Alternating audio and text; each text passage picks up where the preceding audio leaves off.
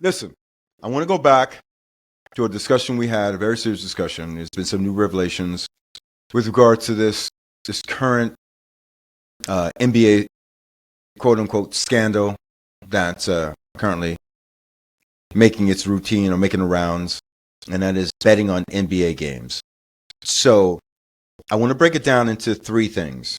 The first one would be betting on NBA games as a player, betting on NBA teams as someone in the organization, or in the last, someone affiliated using their name and their recognition to influence people as a result of their association with the NBA. Because, and the last one really reflects Chauncey Billups. I'm not a player. I'm not betting on the games.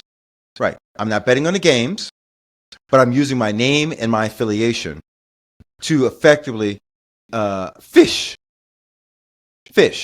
for people to come and do something. That's it. And the last one is, and finally, I want to throw this out there to both of you.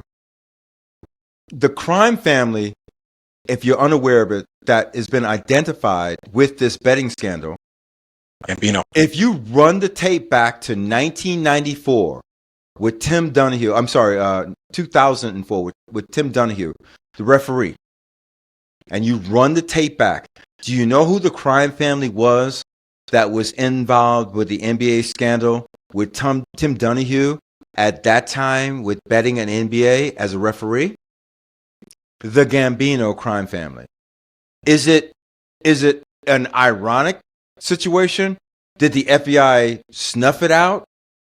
Or was it is it something that is a ubiquitous relationship that's never going to end? Because at this point, I have not seen a picture of a person associated with an organized crime family that's involved in this. So I'm dubious of whether or not there is even a crime family involved in it. Is that just my position?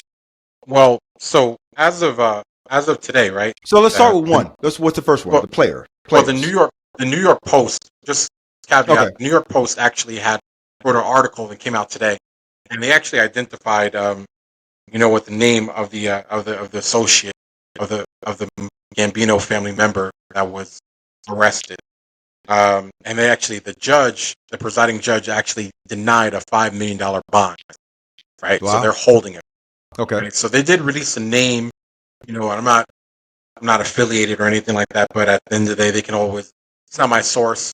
You can always go to the New York Post yourself and you can read it. It's public information at this point in time, but we'll see how that plans out. But you're right.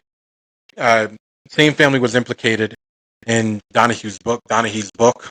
Right. Absolutely. I mean, I don't know. Hey, what are we talking, 20 years ago? 20 years ago? I mean, yeah, 21 years ago. Right? 21 years ago, right? The trail for him was actually before. I mean, he was caught in 2004. Like that's when the bit hit the shan in 2004. But we're talking about games that predated 2004. If you read his book. Right.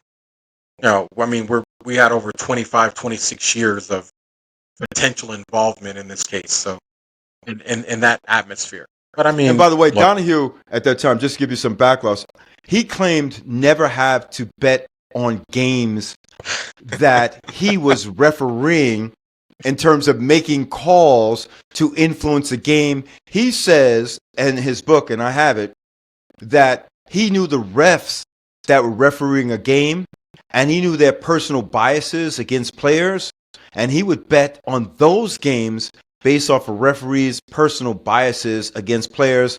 Vis-a-vis, numero one on that list was Allen Iverson. So essentially, or Kobe Bryant, per se, he says in his book that essentially Kobe and the Lakers had complained about Kobe not getting calls. So he started betting on the Lakers because he knew Kobe was going to get the calls.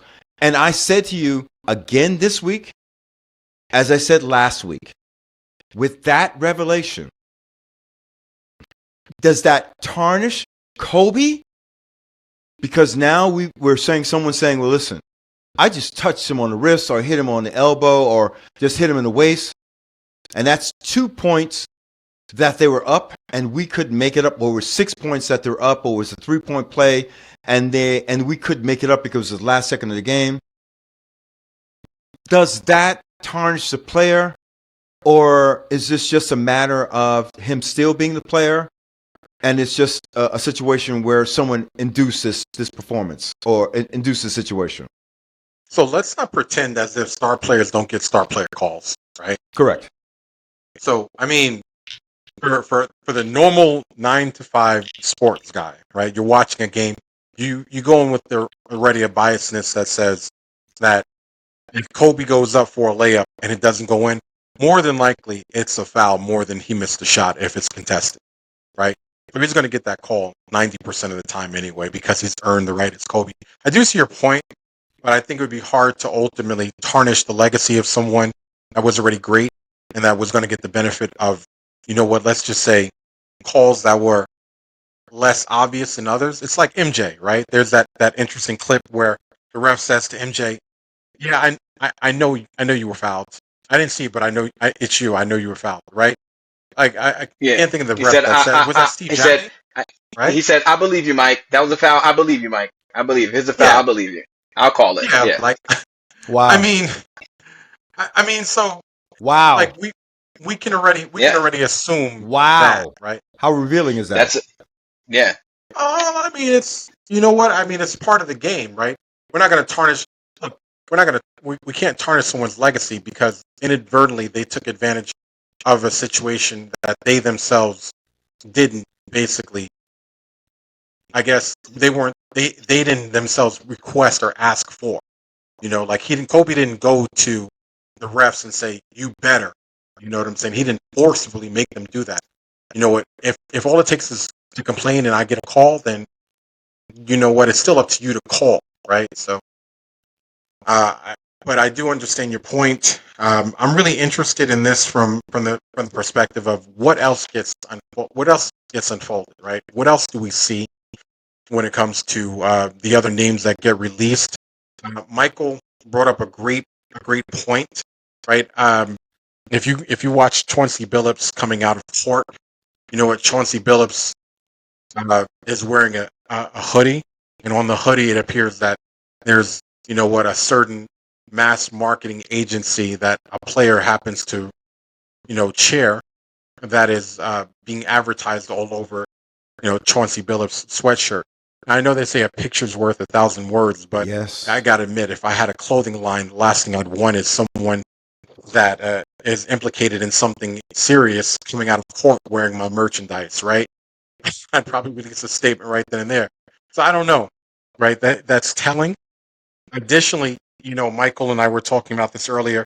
Adam Silver was fully aware of Terry Rozier's involvement. You know what? And in our last show, that's why I was like, hey, you know what? Let's let this play out, because it turns out that Terry Rozier, according to the story, did not benefit directly from gambling. He himself didn't gamble. What happened was, allegedly, right? We say allegedly here, is that a friend of his from his neighborhood, a childhood friend, came to him and basically, you know, asked Terry if he could basically do something for him, right? So that he could benefit off of it. Terry Rozier basically, apparently, allegedly, didn't finish the game. The friend ultimately placed a large wager on Terry Rozier's under on a prop bet, but like most people that come from neighborhoods that I'm from, we can't hold water.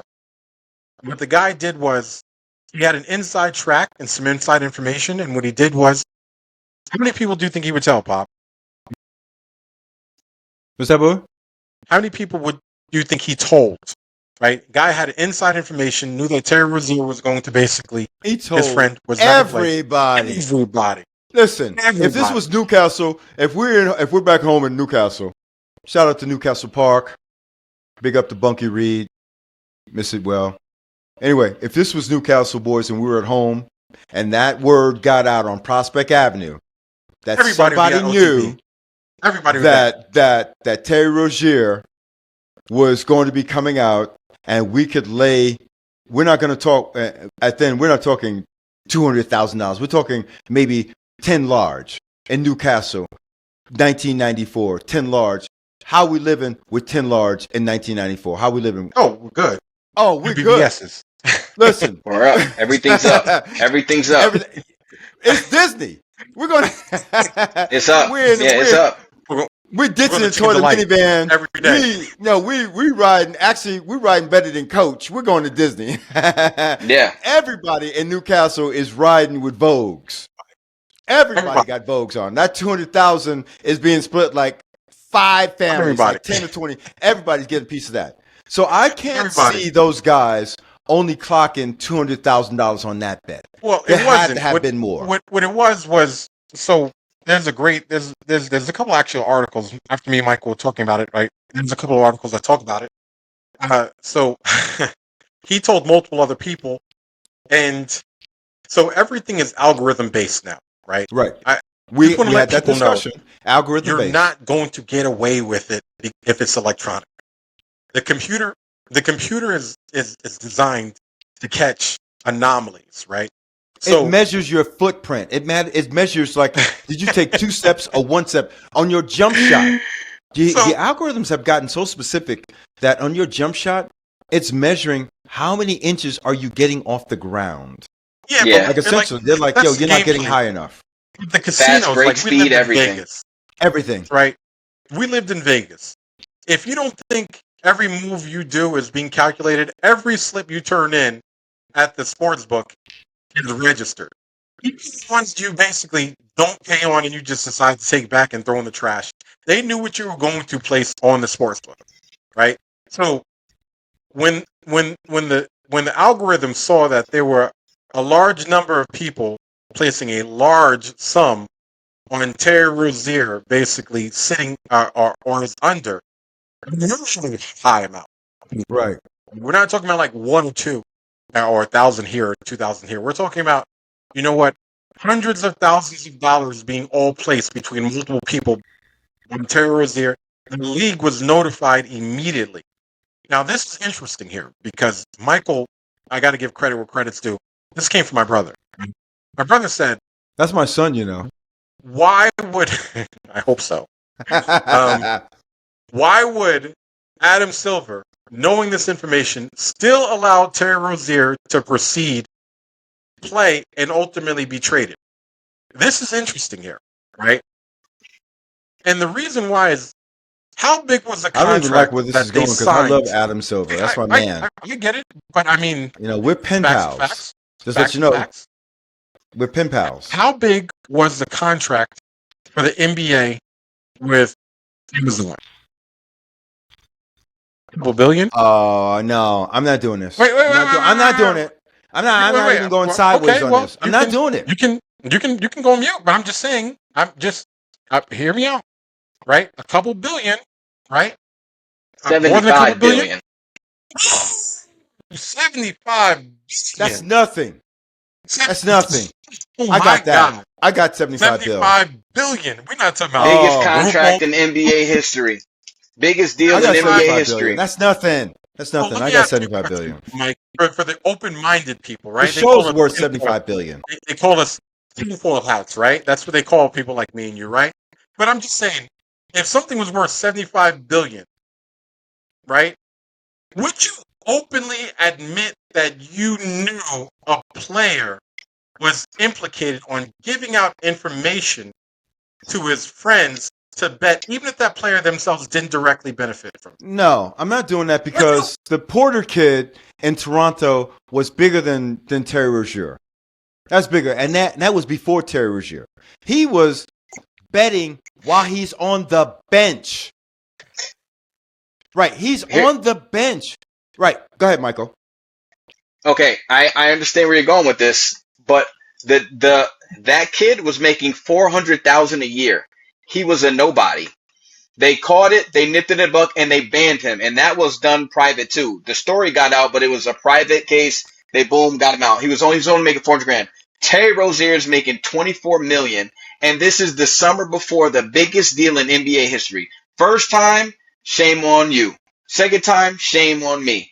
Adam Silver, that he launched a private NBA investigation on Terry Rozier, allowed him to get traded to Miami Heat, not notifying them that he was under investigations for gambling, cleared it, signed the deal for $75 billion, and now everything's coming to the light. And now think about it. This gets out before the deal. Do you sign the deal? Or is the deal still on the table? If you're the one giving the deal, whoa. We're gonna have to backtrack. Chop it, Yeah, there's the renegotiate. FBI involved. We don't know where this is gonna go. No, Oh, yeah. I'm not. Listen, for the first time, I'm not playing devil's advocate. I understand the conspiracy or how the dots are lining up. I get it. I see how the dots are lining up. But there's one problem with how these dots are lining up. And here's the problem What's with that? the way the dots are lining up. The first dot. Okay. The first dot is, did Terry Rozier have a history that in and of itself that's led to him? Because you just don't become a gambler and do something like that. Like, I don't do any drugs, and you know, boys, I you know how I am about that. So one day I come to visit, and I'm in Tampa, and I'm only 116 pounds, and you guys are like, Dad, like, what diet are you on? And I'm like, well, I'm on a diet that I'm on a diet that takes on a lot of smoke. But that's not me. I can't do that because I never had. I would have to. There'd have to be a gateway to this. If Terry Rozier never had a gateway to this, at what point do we say anomaly, or is there something that we're following? Like Tim Donahue, when he was betting as a referee, it started, and he openly admitted to it, and I read it. It wasn't something he just dived into. It was building. It was building. It was building. It was building. We have to go back to a Terry Rozier, and we have to start putting pieces together to see where this thing started at. I say this is an anomaly. I say that Adam Silver is looking at this, and the idea that it's 200,000. Like, I know that's a lot. I don't want to dismiss this. Wait, let me finish. Let me just finish. I don't want to dismiss the amount of money, whether it's $1, 10,000, or 200,000, or 2 million. I don't want to dismiss that because I don't want to say that someone getting behind the wheel of a car and drinking and gets into an accident and they say, well, I only had like a couple of beers. It doesn't matter. You were drinking, you got behind the wheel of a car, you have to take ownership of that, whether it's one beer, whatever, that's it. And the same thing with alcohol gambling. It doesn't matter. If it's illegal and it was $1, it's illegal at $2 million. I don't see a guy doing this for $200,000. I just don't see it. So I'm gonna give you a scenario. Wait a minute. Mike, wait a minute, real quick. Right? It was not $200,000. His friend came to him and said, allegedly, Terry, if you have some inside information, give it to me because a man said he'll give me $100,000 if I can give him information. So Terry said, allegedly, he said, fine, because it's the end of March. This happened in March. It's the end of March. We're not making it to the playoffs. I'm going to pull myself out the game early. And his friend said, fine. He said, so take the unders. He goes back. He tells whoever put the message in his head to go to Terry and said, Terry's going to pull himself out the game early. Put the money on go under. He said, okay. His friend who went and told the man this information, the man went and told his people. There was a $60,000 bet, a $40,000 bet, a $33,000 bet, a $15,000, $12,000, $4,500, $3,000. It totaled in about $200,000 in bets in the same area on Terry Rozier under. Just bets. Yeah. So then Terry pulls himself out the game. They can't confirm, but he pulls himself out the game. The kid gets paid. He goes back to Terry, counts the money, offers Terry some, but we don't know if Terry took any or not. But Sportsbook called. They notified the NBA immediately and said, hey, there's a substantial amount of money, an unusual amount of money placed on Terry Rozier unders. about 200 plus I'm thousand. not doing that because listen, there's in boxing, Johnson, and we talk about it all the hold time. on. Wait, let me Like, get you my don't point. have to- Let me just say, we talk about this all the time, me and you. We have seen in boxing someone lay down $1 million bet in Oh boxing. yeah, all time. All the time. What makes boxing $1 million bet on a guy who is actually favored to lose on $1 million bet? What's the difference? Why is this any different? I mean, boxing, you can get away with this in boxing. Why not basketball? The difference is here is dramatic. It's the same It's thing, but it's not. also it is way different because what they're alleging is that, right? First of all, Terry Rozier wasn't gambling, right? By the nature of the conversation and the articles, I mean, what the story allegedly is, Terry Rozier himself wasn't gambling. What he did was he was hooking a brother up. He was hooking his friend up. It's like his homeboy came to him like, "Yo, I'm down bad. Help me. I got an opportunity to make $100,000. You got anything I can do? You know, anything you could give me some kind of help so that I can make $100,000." Terry Rozier says, "Yo, put a stack on me. I'm not gonna play. Bet the under." Friend says, "Thank you. Good looking, Terry. I appreciate it." You know what I'm What's saying? the difference? Okay, here, say with that. And you're going to go right back to it in 30 seconds. I'm just going to say 30 seconds. What's the difference between that? And we've seen sound bites of Michael Jordan walking into the opposing team's locker and saying, "Oh, John Adams is guarding me. I'm dropping 40." What's the difference between someone saying, "I'm betting that Michael's dropping 40," and Michael drops 40? What's the difference? Thank you, Michael. I appreciate it. This is chopstick. What? I'm asking you, what's the difference? There's a huge difference. Number one, MJ walking by the opposing locker room. He's not going and telling he's not going to his friends and say, "Hey, put the money on me. I'm going over." But what's to say that guys in that locker don't call their friends and say, "Hey, Michael's dropping 40 tonight. Play it." So just FYI, what you're alleging.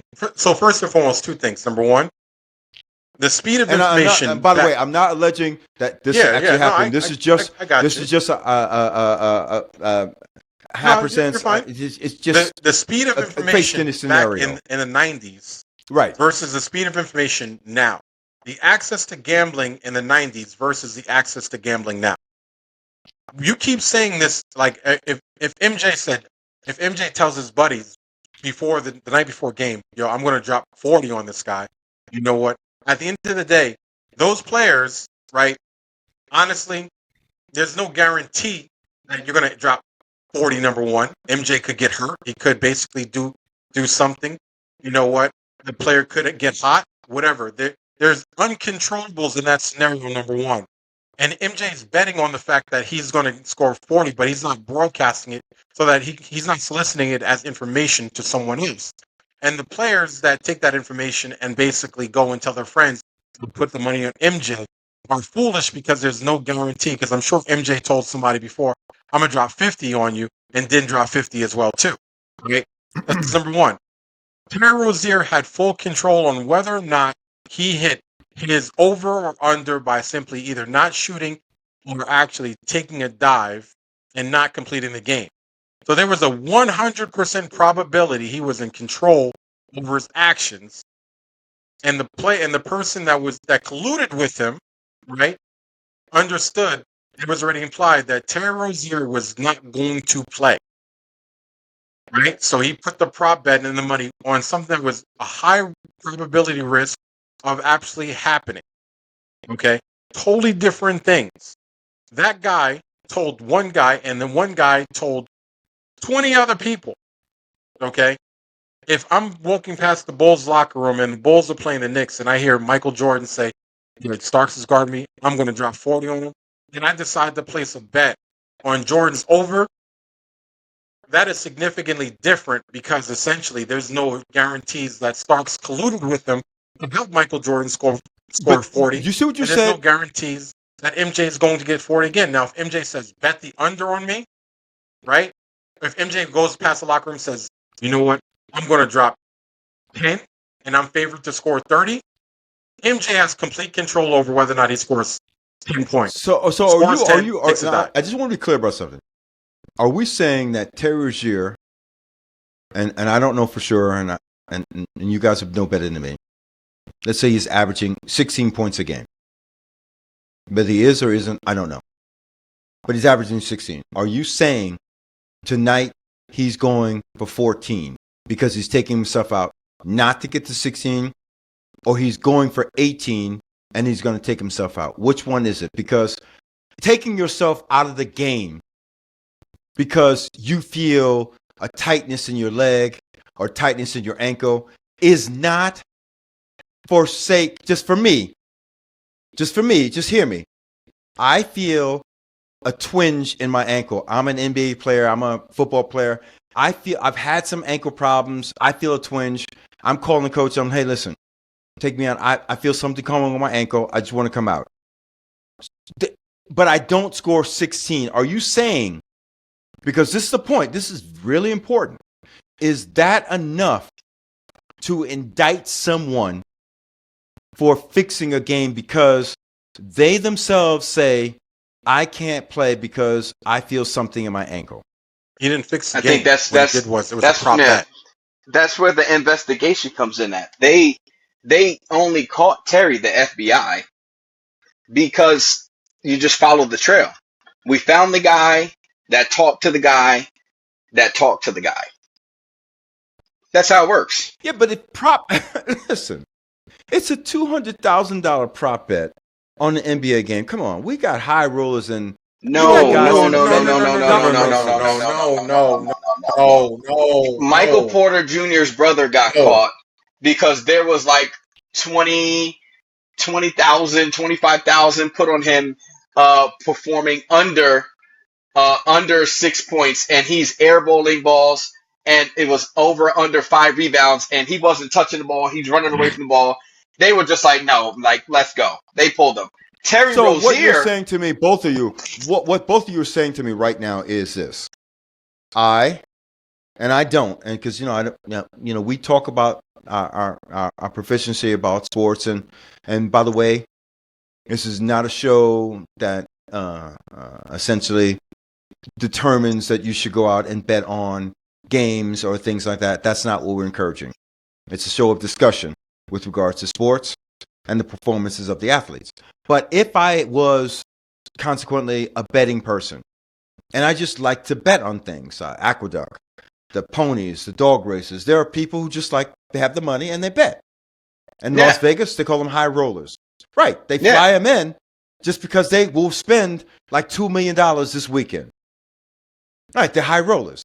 So if a high roller just arbitrarily says tonight, you know what? I'm taking the under on John Addison for the New York Knicks. I'm taking the under, and I'm averaging 33 points a game, and he says, oh, John's only going to have 24 points or under this game. And I have a bad game, and I only score 23. And this guy bets $400,000 on me going under my scoring average, not by just a few points, but by like 10 points. Am I under investigation now? Okay. No. So no. Wait. You're trying to create a scenario. How often does this guy bet? How much does he usually bet? You're trying to. You just have some Joe Schmoes come put up 60,000. Well, but who's a Joe Schmo? Who's a Joe? You said it was a guy that knew a guy, no. And that guy is always betting. You're creating a scenario that works well for your specific situation. That is not the situation that happened. The situation that happened was Terry Rozier's friend, admittedly so, came to Terry Rozier and said, help me understand something or help me get something by you doing something. Collusion, number one. You shouldn't do that. Terry Rozier offers to basically not throw the game, but throw off his individual stat line, okay, and the team's ability to score points, which you have direct control over, okay? Secondly, guy ultimately profits off of it and tells other people about it too. They profit off of it to such a degree that it makes it improbable that all these people within this area would put up that type of money compared to the relative rest of the community, a pool of bettors, and basically it was obvious. And the scenario that you're talking about is like Hyrule or Floyd Mayweather comes in and says, Knicks are playing the Bucks. I'm gonna drop $100,000 on Jalen Brunson's over today, right? You get away with it easy. Vegas knows who they're paying out. The bookies know they're paying out. I come in and I bet Jalen Brunson's under, and then Michael bets Jalen Brunson's under. There's no record of us ever really placing large bets. Then you bet Jalen Brunson's under. Then Brian bets Wait a Jalen minute. Brunson's under. If you're saying that, then what And you're I'm saying. friends with Jalen Brunson. Wait, All of a wait. sudden, I'm not Okay. implying Stay Jalen with that. Brunson did anything. Stay I like with that. Both of you stay with that. If that's the case, then the idea of these numerous innocuous commercials that I have to go through for like 4 minutes of them in between an NBA game and an NFL game. God forbid it's an NFL game. It's like it literally supersedes Budweiser.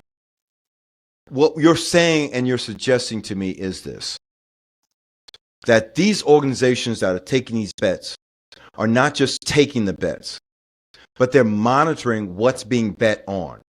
If that's the case, they're monitoring what's being Absolutely. bet on. But if that's the case, then why would you ever bet when someone's monitoring what you're betting on? Your the privacy government is gone.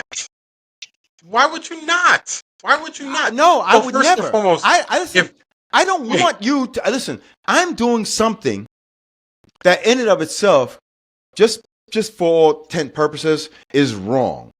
It's gambling. Let's just call gambling like bad. Mhm. Whether it is or isn't, let's just hypothetically call it bad. So I'm doing Okay. something that's bad. Now I'm doing something bad, but I'm doing it with people who aren't bad. Like there were people you could do it with, and they'd be like, "Hey, listen, your leg, it's not going to be straight if you don't pay us some money." Or they may like come up short with paying you the money. So we don't want to deal with those people anymore. But now we're dealing with people who are now watching who's betting and how much they're betting. That defeats the whole purpose of betting on No, it something. doesn't. So, It does. So the impetus.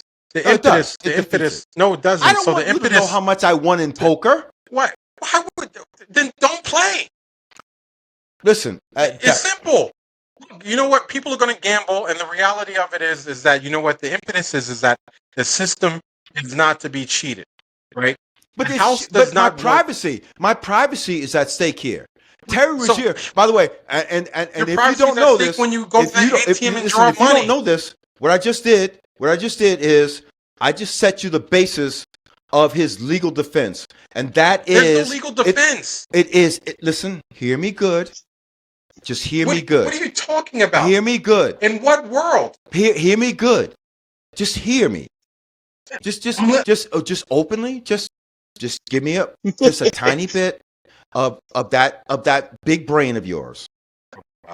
If in fact the idea that I have to get a password, Okay.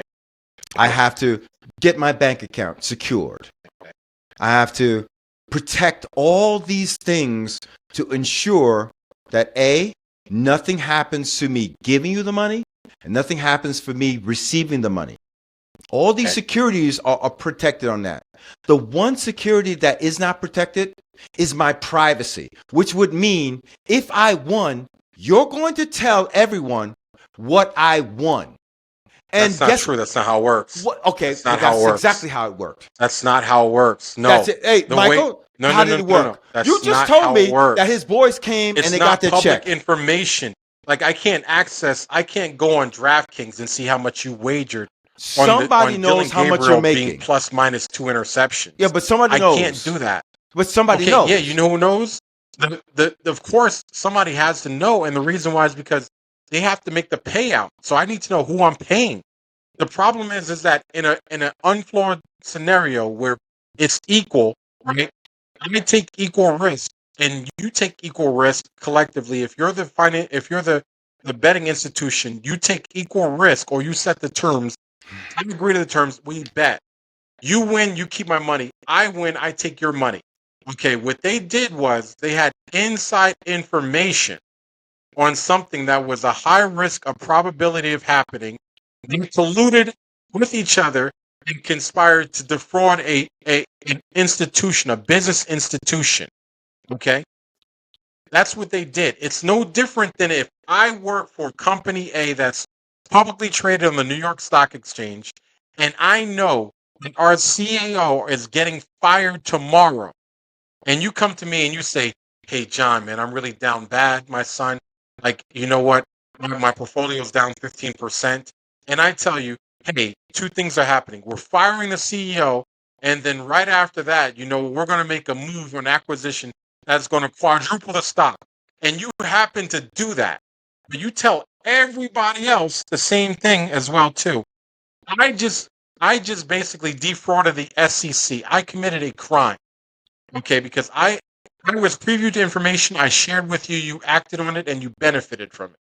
Terry Rozier, even if he didn't financially benefit from it, he had access to inside information, and he basically conspired to defraud whatever betting platform existed by telling his friends to bet on him. But you're not getting my point. You're not getting my point. And my point is, my point has nothing to do with Terry Rozier. Let's take him out of this picture. My point is strictly a legal argument. It's just there is no legal argument. Yes, there is. By the way, the United States, the Supreme Court has legalized gambling. When the Supreme Court legalized gambling, they did it under the pretense that states could not prohibit people from betting on the lottery or other events. So essentially what the Supreme Court said is you don't have the right to tell me what I can and do with regards to how I want to bet on something or provide our services. And the Supreme Court, years before that, said illegalized gambling had this problem, that illegalized gambling prohibited the federal government from seeing who these people were that were winning and losing on bets. So if you bet in the 1960s, 70s, and 80s, or 90s, you had to go through some, quote unquote, a bookie. And this guy protected your privacy. Like you won $200,000. You know who didn't know about it? The federal government didn't know about it. They didn't know about it. So if you bet on the Lakers that, I don't know, John Addison going to wire fraud. Well, I get that. Listen, I'm not going into that. Tax evasion. I get that. But now we have legalized betting. RICO. And at this point, at legalized betting, what the federal government is, you can do all that. We just want to know who wins and who loses. So when you do these betting, listen, wait, let me finish. When you do these betting things, what you're really saying is, I want to give access to what I win and what I lose. And with that information, you see right now what that information does. That information leads a breadcrumbs like Hansel and Gretel back to someone who says, we just some boys in the hood and we did this thing and we came up like Nino Brown. If Tony Rozier's friend would have kept his mouth shut and would have just been the only person that was privy to that information, then you know what would happen? We wouldn't be talking about this situation. But where would he get $100,000 to bet from? He can only bet like $10,000. We still wouldn't be privy to this information, and the reason why that's is because not true. You know what? That's not true. No, that's not true. That's the carton. Actually, I listened to you give your dissertation. His friend didn't place a bet.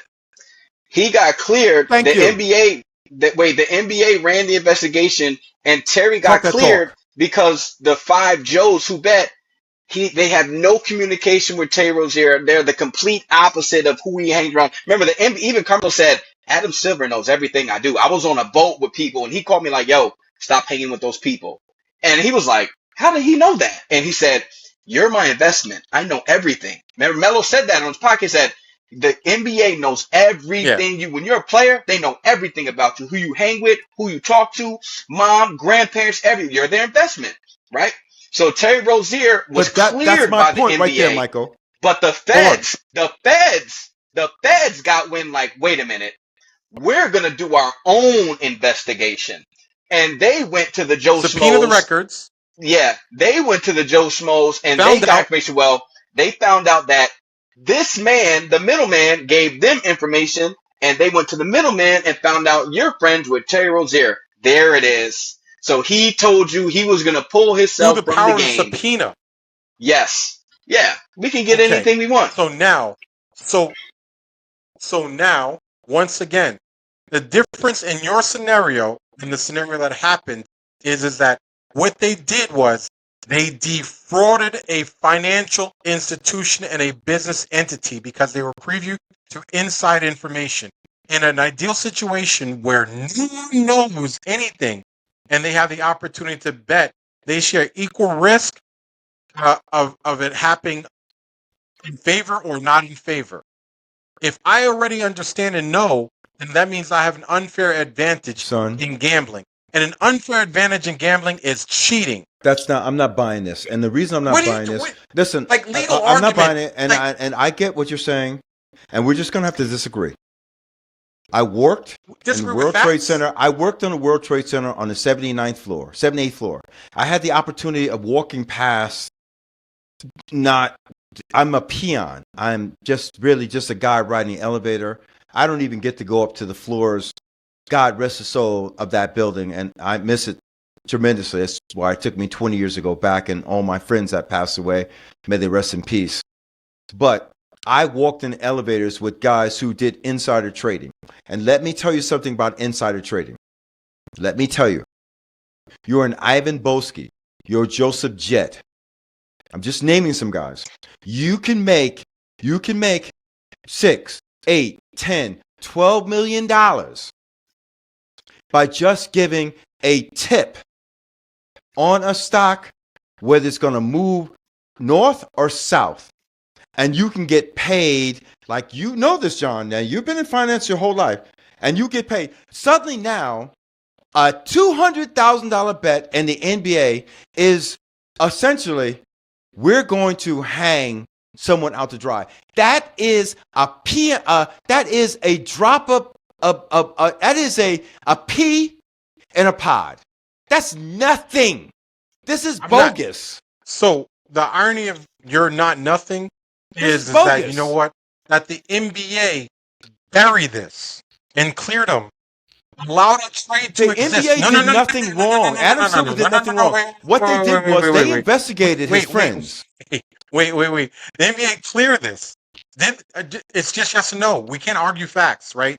We can debate, opinions, but this is fact. Okay. The NBA, did they or did they not clear this investigation? Yes or no? They Cleared it. Did they allow That's why he Terry played. Rozier after this incident and be cleared to go and be able to participate in league activities with another franchise? Yes Wait or a no? minute. Yes. Yes. They gave You a know what a first round parallel pick for him, investigation too. is? They gave a first round pick for him. Wait a minute. Wait. No. Wait. No, you're not getting that. Wait. No. We're not arguing. We're not arguing opinion. We're arguing did it happen or did it not happen? Yeah. Right. Did the sniper round? Yes. The Sky But Blue? you're not Yes. going to get that This- investigation this with happened. your father. No. There's something called parallel investigation, I'm which not- means two investigations for two different You're things gonna are running argue on the same killing. street. The You're NBA has a arguing- gambling investigation, You're and the you're- federal government has an Once investigation again, on the NBA. You're arguing against whether or not something happened or didn't happen, and it did happen. There's no implication of anything here. This is what happened. This is not connecting the dots. Third point. Did the NBA, yes or no, sign a $75 billion deal with a media conglomerate? Yes or no? Yes. Did opening weekend happen? Yes. When was the story released? Before the ink dried or after the ink dried? Which one? I'm curious. After the ink dried or before? So Michael, you're maybe saying you can that's not voice that, logic, Michael. Your Help me point. out. Your point This is no. Your point happened is before this the is ink not a dried. coincidence. That's your Definitely point. after. This is not a coincidence. Wait. No. I'm not saying if it's You're going to coincidence. get off the soapbox. Is this a coincidence or it's not a coincidence? Nah. Coincidence or not a coincidence? It's not a fact. Is it a coincidence or it's a fact? So it's fiction. It's fiction. It's fiction that happened. No, is it a didn't- fact or is it a coincidence? No, this is a fact. Okay. Fact. Okay. A matter of fact. So This what is you're a saying statement is, of fact. since it's a fact, the NBA knew that this investigation in and of itself represented something that was either incomplete, or at the worst, fraudulent. That's what you're saying. How about to protect a $75 billion deal? Incomplete, We'll just fraudulent. perhaps maybe clear the investigation prematurely without doing complete due diligence, because if we release Incomplete this or before fraudulent. 75, Which one is it? Incomplete or fraudulent? So no. You can't say incomplete or fraudulent. What you can say is dismissive. That's a difference. It was dismissive. It wasn't fraudulent, and it wasn't incomplete. It was dismissive complete, is an and investigation. they dismissed it and they buried it because essentially, it's not. No. See, you tried to say incomplete or fraudulent as if that was because the you only can't put dismissive that in an was investigation. Not the only either. It was dismissive. Dismissive, It was is dismissive. an attitude, not an investigation. Okay, well, no. It is dismissive means implied. We investigated. We chose to take no action because if they would have taken action, we dismissed it. If they would have taken action, it might have hindered or reduced not the dismissive. amount of compensation. We dismissed it. No. It was dismissive because what they did was they chose not to disclose the investigation to the public, and before the ink dried on this $75 billion blockbuster NBA deal. By the way, the league was absolutely hemorrhaging for money. They needed the money because last year revenue was absolutely down. So if they released a damn story before this happened, my speculation is that, you know what, the Alphabet, Amazon Prime, and those guys over there would have been like 75 billion, maybe 20 billion. No? Using your logic, with our last 10 minutes, using your logic with our last 10 minutes. Mm-hmm. And I'll go with dismissive, even though I don't like the word dismissive in an investigation. Okay. It's either intent or factual. But using your logic, I'll stay with it, and I won't. So what you're also telling me, in fact, is the investigative body of the United States government, the investigative wing of the United States government, either knew and waited or actively understood what was at stake and waited. Which one? Because in the pursuit of justice, there is no period in time like we're waiting. Like, hey, we're not waiting for another murder. We know who the murderer is. We know who the suspect is. We're going to arrest him.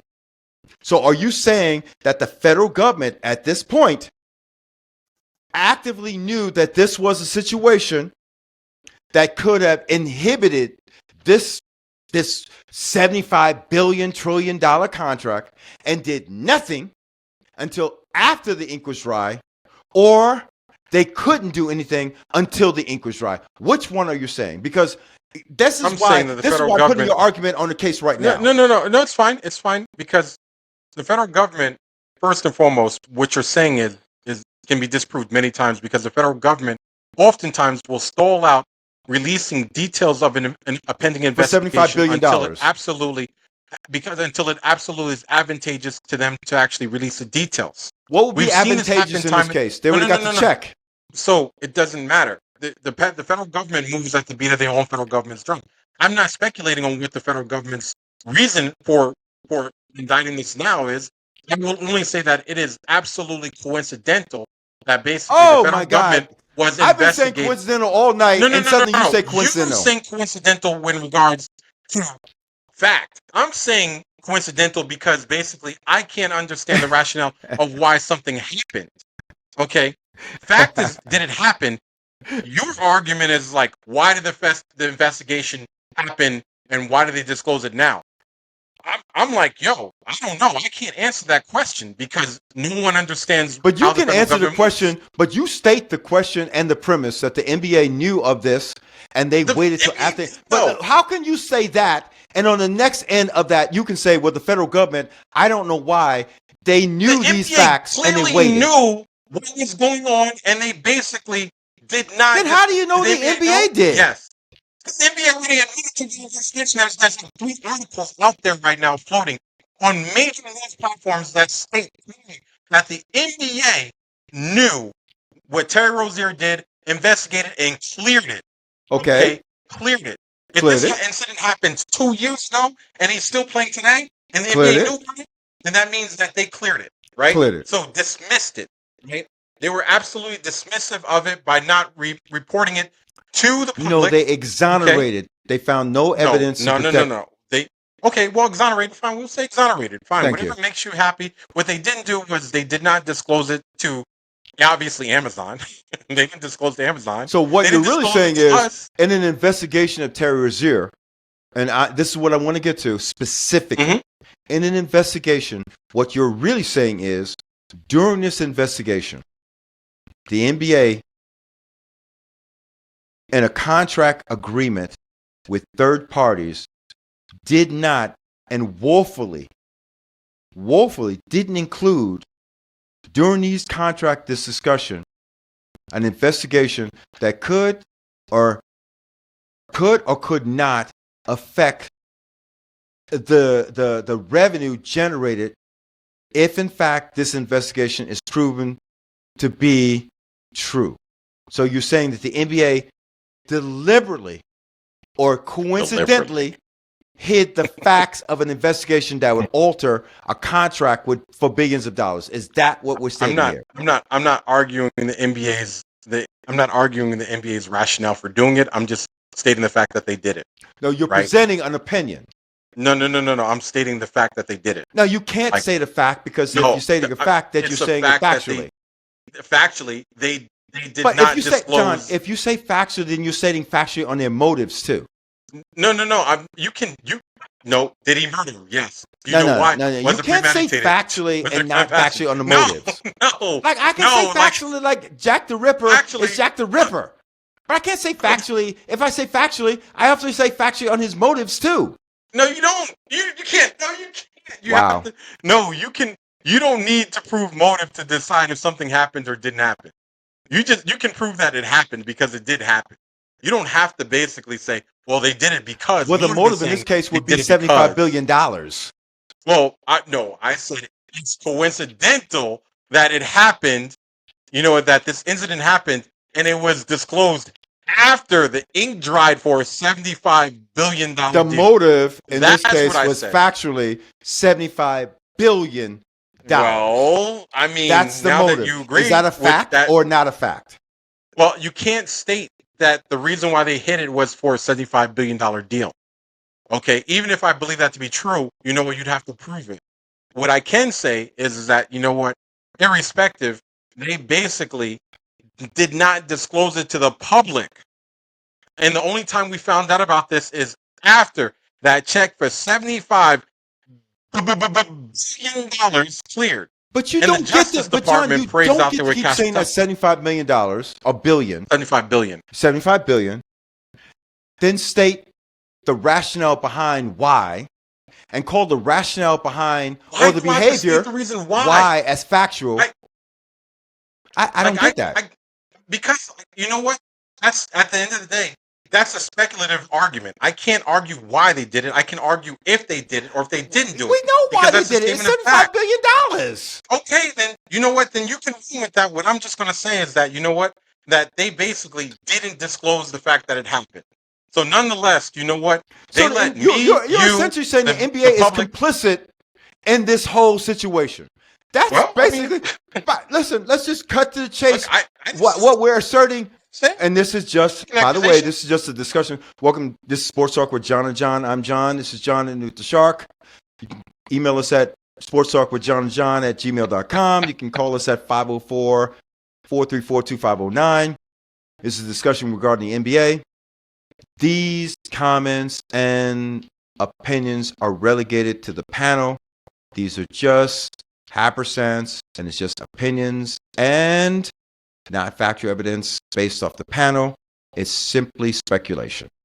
And what we're not stating is facts here. We're speculating the possibility or the conjecture involved with what could be, not what actually is, until the case is finally settled.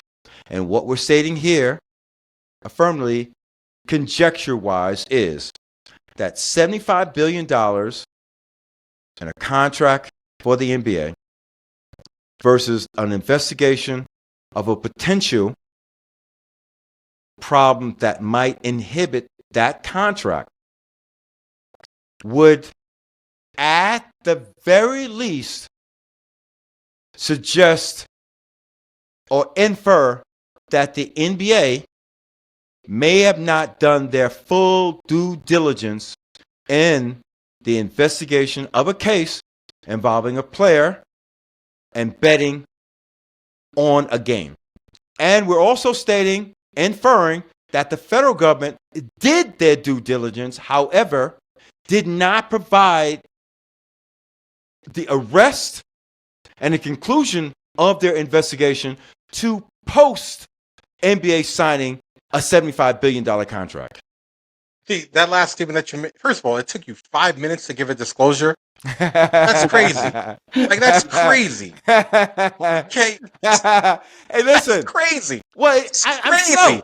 I'm old. Like, What do you that want is from me? I'm crazy. slow. Like, I was like, I mean, watching him give that was like watching paint dry. I was I like, thought I was gonna have to call my lawyer. I thought I was going to have to call my lawyer. Oh my God. Bless. The last statement you made was absolutely fact. That the federal government and the justice wing of the federal government basically. No, I didn't say what? basically. Okay, they had options. The Justice Department, the Justice Department disclosed this to us after the check cleared. That's fact. That's fact. That's fact. Okay. But did they know fact. before the check cleared? Yeah, they did. But they didn't disclose it. They didn't disclose it. But they waited till the check was clear. Yeah. But no, okay, that's all I have to say. They did it after they did it after the check cleared. Listen, yes. The ink is dry, right? The ink is dry. That's all it is.